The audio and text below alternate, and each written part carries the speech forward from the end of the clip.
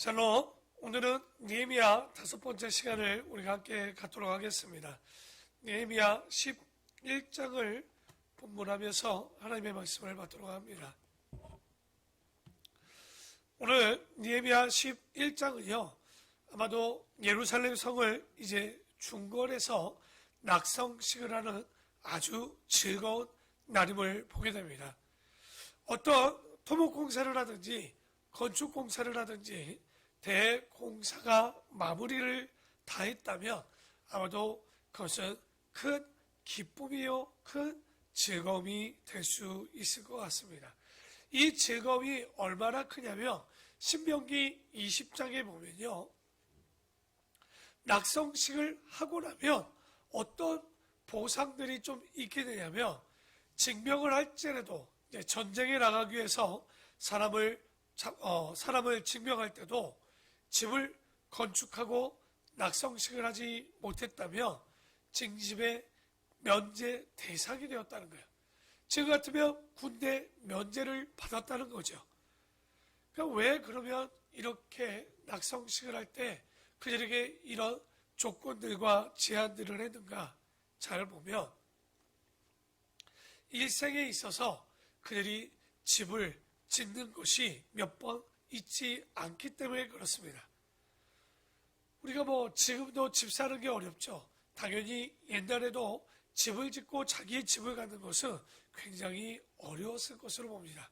그러다 보니 하나님께서 낙성식을 하게 되었을 때 정말 그가 전쟁에 나가서 죽거나 전사한다면 그가 너무나도 억울하지 않겠는가.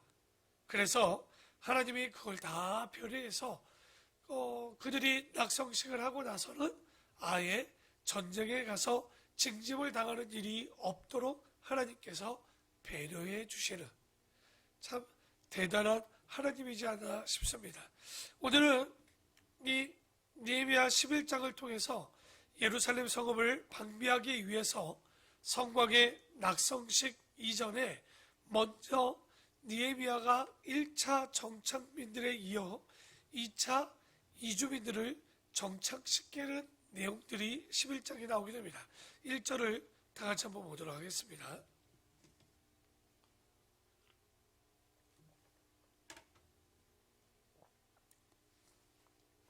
(1절입니다) 백성의 지도자들은 예루살렘에 거주하였고 그 남은 백성은 제비 뽑아 10분의 1은 거룩한 성 예루살렘에 거주하게 하고 그 10분의 9는 다른 성읍에 거주하게 하였으며 라고 나옵니다. 그러니까 1절에 보면 낙성식을 성벽을 준공한 날에 시작한 것이 아니라 일부러 조금 날짜를 늦추어서 이 낙성식을 위한 준비와 또 낙성 예식을 준비한 것으로 좀 보여지는데, 오늘 1절의 말씀을 보니까 이 성 안에 사는 사람은요, 전 국민의 10%밖에 되지 않음을 보여줍니다. 그러니까 성 밖에 사는 농경민과 유목민 등이 성 밖에서 90%가 살고 성 안쪽에서는 그 10%만이 살게 되는데요. 그렇게 되면 성 밖의 90%는 조금 자기의 일들을 볼 수 있겠지만 성 안의 10%는 굉장히 자기하고 상관없는 성벽을 건축하거나 또 그 노력들이 있어야 되기 때문에 조금은 손해보는 듯한 생각도 좀 들었을 것으로 보입니다. 그런데 왜 내부에는 10%요 외부에는 90%가 있었느냐? 이것은 내부에 있는 사람들이 좀 손해고 외부에 있는 사람이 좀 좋거나, 아니면 적군이 쳐들어왔을 때 외부에 있는 사람들은 또 나쁜 거죠. 왜냐하면 성벽이었기 때문에 죽임을 당하기가 쉬웠기 때문에. 그러면 성 안에 있는 사람만 좋았던 거냐? 그런 게 아니라 이 성벽을 치고 성 안에 사는 사람들과 성 밖의 사람들은 어떠한 것을 하는 거냐면, 성 밖에 있던 사람들은 그 평상시에는 농사를 짓고 목양을 하거나 이런 일들을 자기 마음대로 하고 있죠. 그러다가 바깥에 외적들이 침범하게 될 경우 그 성 밖에 있던 사람들이 다 어디로 모이느냐? 성 안으로 모여서 성벽의 도움을 가지고 그리고 군사의 도움을 가지고 보호를 받게 되어 있습니다. 그래서 지금 같으면 그때도 그러겠지만 성 안에는 누가 있느냐? 정치인들, 종교인들이 그 안에 살게 되어 있었고요. 일반 산업하는 사람들은, 그리고 목양을 하거나 이런 것들은 성 밖에 활동하는 것을 보게 되는데, 오늘 그러면 누가 안에 있고 누가 밖에 있느냐? 한번 11장 1절을 다시 한번 보면요.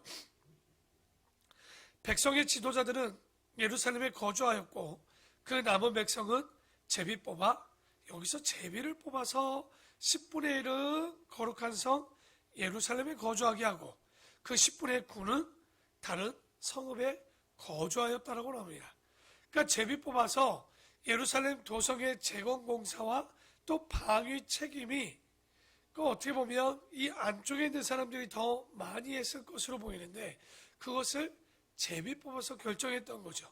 그래서 2절에 보니까 예루살렘에 거주하기를 자원하는 모든 자를 위하여 백성들이 복을 빌었느니라, 이렇게 나옵니다. 그러니까 2절의 말씀 보니까 예루살렘의 중심에 산다는 것이 마냥 좋았던 것은 아닌 것으로 좀 보여집니다. 그러니까 지금도 아직 여건이 좋게 되어 있지 않고 완벽하게 재건이 되지 않았기 때문에 그 내부에 사는 사람들은요, 또다시 또 시간을 내어서 또 그들의 재물을 내어서 그것들을 재건하는 데 더 힘을 썼어야 될 겁니다. 그러니까 내부에 사는 사람들은요, 손해가 아직 끝난 것이 아니라 손해가 남았을 것으로 보여지기 때문에 제비 뽑았을 때 어땠을까요?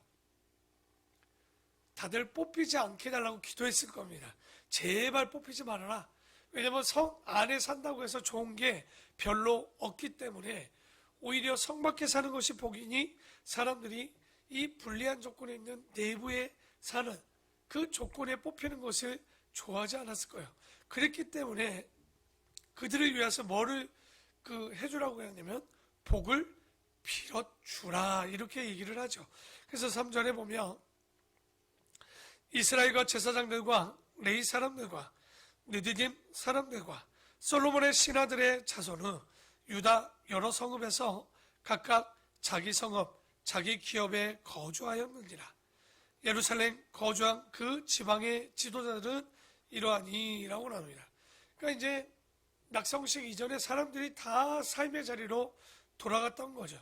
그래서 11장에는요, 성벽이 다 준공되고 나니까 자기의 터전으로 다 돌아갔다, 이런 이야기들을 이제 4절 이하에 쭉 얘기를 합니다. 그래서 낙성식 전까지 마지막 준비를 하고 자기의 터전으로 돌아갔는데, 이제 12장의 내용을 보면요, 이제 낙성식을 하는데요, 아마도 감격이 대단했을 것으로 보입니다. 에스라가 있었을 때 어떤 일이 벌어졌습니까? 스룹바벨 성전으로 이제 조금 좋았나 싶었지만, 에스라가 2차 포로 귀환 돌아와서 이방 여인과 결혼한 사람들을 다 분리시키고 자녀들과 여자들을 자기 고향으로 보내자 그 고향에 있던 사람들이 와서 성벽을 회파하고 또 성벽을 또 무너뜨리거나 또 회파시키는 일들이 있었던 거죠. 그래서 이 느헤미야가 도움을 요청을 받아서 돌아오게 되는데, 이 술 맡은 관원장의 자리를 다 내려놓고 자기 소유의 다 재산까지 내놓은 상태에서 헌금을 내어서 12년 동안 정말 그 봉사를 다해서 성벽을 졌기 때문에 아마도 느헤미야의 기쁨은요, 아마 대단했을 것으로 보입니다. 12장 1절에 보니까 스알디엘의 아들 스룹바벨과 예수아와 함께 돌아온 제사장들과 레위 사람들은 이러하니라. 제사장들은 스라야와 예레미야와 에스라와 이렇게 나옵니다. 그러니까 1차 귀환 때부터의 이 기쁨을 나누기 위해서 중요한 명부들을 적기 시작합니다. 그래서 다 읽어봐야 솔직히 여러분도 잘 모르고 저도 잘 모르는데, 그럼 어떤 사람이 돌아왔을까? 8절에 보니까 레위 사람들의 목록이 나옵니다. 또 12절에 보니까 요아김 때 제사장 족장된 자들이 나옵니다. 또 22 22절에서 26절까지 보니까 26절에 이러죠. 이상의 모든 사람은 요사닥의 손자 예수아의 아들 요야긴과 총독 니에미야와 제사장 겸 학사 에스라 때에 있었느니라. 다시 말해서 22절에부터 26절까지 있었던 사람은 에스라 때까지 생존한 사람들의 목록을, 그러니까 돌아온 사람들, 그리고 성벽을 쌓는데, 성전을 쌓는데 일조한 사람들의 이름들을 잊지 않고 다 기록해놨죠. 그리고 마지막 27절에 보면 낙성식을 하는데 예루살렘 성벽을 봉헌하게 되니 각처에서 레위 사람들을 찾아 예루살렘으로 데려다가 감사하며 노래하며 재금을 치며 비파와 수금을 타며 즐거이 봉헌식을 행하려 하매라고 나옵니다.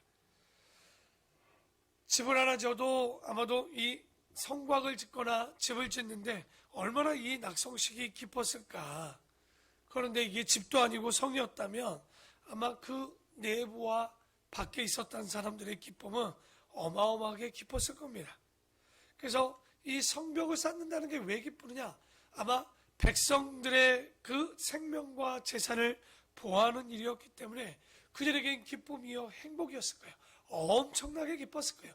우리가 아마도 아파트 당첨하는 거 그것 이상으로 기쁨이 되지 않았을까 싶은데 그 얼마나 기뻤는지 그들이 사람들만 모인 게 아니라 보니 재금을 치며 비파와 수금을 타며 즐거이 봉헌식, 낙성식을 행하려 하매라고 하면서 정말 악기까지 모든 것을 갖고 와서 그들이 이제 성전 봉헌식을 준비합니다. 아마 그들의 마음에는 되게 성취감도 있었을 겁니다. 왜냐하면 니에미야가 와서 52일 만에 그 어마어마한 사역을 그들이 어떤 물질이 엄청났던 것도 아니고 그들의 인력이 어마어마한 것도 아니었는데 50일 만에 그들의 성벽을 지었기 때문에 굉장히 감사가 그들에게 끊이지 않았을 거예요.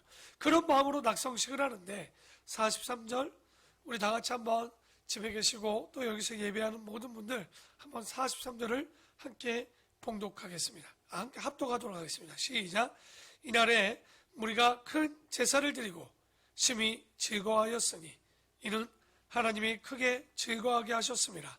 부녀와 어린아이도 즐거워하였으므로 예루살렘이 즐거워하는 소리가 멀리 들렸느니라.